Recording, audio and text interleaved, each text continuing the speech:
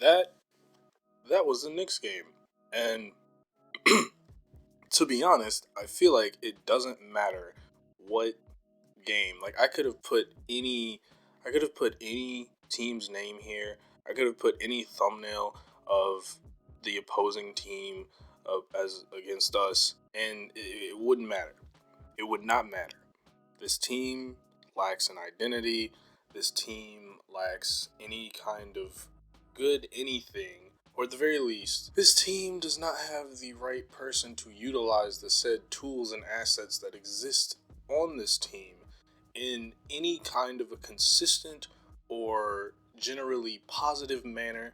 And when there are sparks of positivity, they are not consistently rewarded at all. Honestly, the stats don't matter. I really like at some point you kind of just go, okay, so like the formula of this team is Beal scores lots of points and we lose, or if we're not playing with Beal like he was resting tonight, then we're gonna just have this sensational sort of Russ game that is unfortunately going to be whittled down by his bad plays, his horribly timed turnovers, the lack of defense that he plays. But it's not all on him. It's this entire roster. I just was pointing it out because of the difference and the fact that we also basically run two different teams because of the fact that he rests backs to backs, even though supposedly we got him because he was healthier than John Wall. Supposedly, that was the whole thing. So I don't even know. But I feel like it's pointless to point out any stats regarding this specific game because this game has been the story of this entire team for pretty much the entire season, beyond a couple games where we played it close or we did a fake comeback to give this illusion that they were competing. And if you didn't watch the game, you're like, well, it kind of looks like maybe they don't suck. Unfortunately, we are a bit of a dumpster fire. I think that the most major contributor is the coaching. It does nothing to respond to any kind of adversity. It feels like the players are pretty much just doing whatever out there.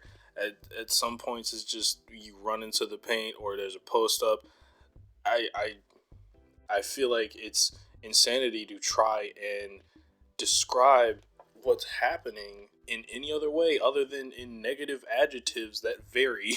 And I'm running out of synonyms with the pressing for this team. Not gonna lie. It's just hard to really be like, yeah, we could do these things because you would say, all right, these players are playing good, so naturally they get more minutes. But Garrison Matthews pretty much DNP'd it up for about like a game or two, or excuse me, he got 2 whole minutes in garbage time if you count that, and then he was starting this game. Question mark, question mark, question mark. I what? So, like, and I have pointed this out. And I point this out every time they win. It's like, okay, so, but are the players that are not Robin Lopez, Ish Smith, any other veteran, maybe I guess Bertans too, are any of them going to get consistent minutes? Like outside of that group, maybe you can put Rui there, maybe. But like outside of that group and Beal and Russ, who else is playing well and getting consistent minutes? Because we got a Torrey Brown Jr. sighting. That's the thing that really is so frustrating is seeing someone like Torrey Brown Jr. come off the bench and be playing well. He played well in the Heat game, but what happened? We just didn't play him the next game, I believe. Did we not? It doesn't even matter because, to be honest, he ended up just not playing a couple other games. Isak Bonga, supposedly our best defender, never plays. Never plays. But most of the time he's been in the game, he's kind of contributed. And the problem with even trying to evaluate these young players that get so much, we hear about them and we talk about them. But the reason it's so difficult to evaluate them is because they have not gotten a coach that gives them a consistent role, consistent minutes, and any kind of consistency. It is constantly being yanked back and forth with no actual logic to it. There's no rhyme or reason or any kind of sense to what Brooks's rotations are outside of some like players that I just named. There's nothing tangible there that says this is why he should be doing this. And beyond us getting lucky on victories, because let's be real, the last few victories, the all of the victories have either been in a close game where like they basically didn't call a foul, or they missed a wide open layup, or God forbid, two of like some of the best clutch shooters in Kevin Durant and Kyrie Irving just missed shots, and we're supposed to celebrate this because we have nothing else to look forward to. And it really sucks because there's not going to be any changes.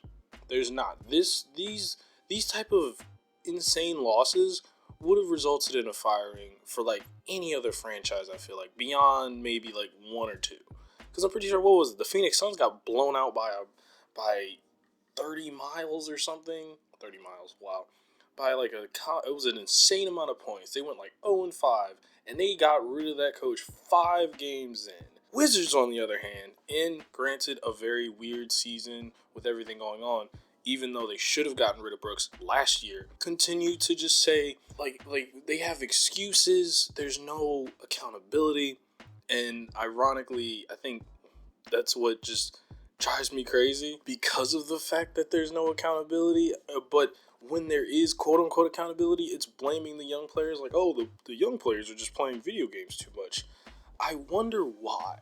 If I was in a situation where I know that I'm never going to play most of the time, and if I do, it's going to be at random, why would I ever care to try and be better for a coach who won't even reward my effort? If your effort doesn't get rewarded, you usually adapt and shift your style until it does. You don't just keep working on the same tree. Like if you're trying to cut down a tree and then you're like, oh, this isn't a tree, it's a steel fence. You wouldn't keep trying to cut that steel fence down. You would start looking for a tree, or maybe get a new prescription.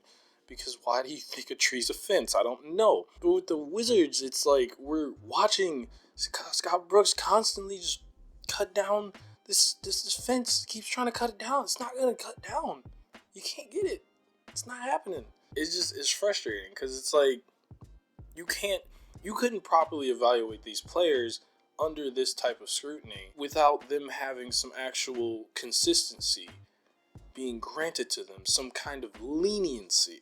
But no, we're saying the players are playing video games too much, or it's all on Denny and Rui for not doing defense. And how is it all the young players' fault when I'm watching Robin Lopez get cooked? I'm watching Ish Smith try to do an A1 mixtape on one side, take the most painful looking shot ever. My wrist hurts every time I see him shoot. It hurts. And Ish was better last year, but his style of play, fused with Russell Westbrook's style of play, is a god-awful monster that should have never been released upon this world. I don't know who decided that running those two together was ever, ever a good idea. But I'm kind of going in random spaces, and I'm trying to just focus in on the Wizards' ethos, and the bigger picture is going to look worse and worse the more this happens. Essentially, the Wizards can be summed up in 2 tweets. One is from Bullets Forever that was, I think, tweeted during the Hornets game when, as usual, business as usual, getting the brakes blown off of us because we have no identity on either side of the ball.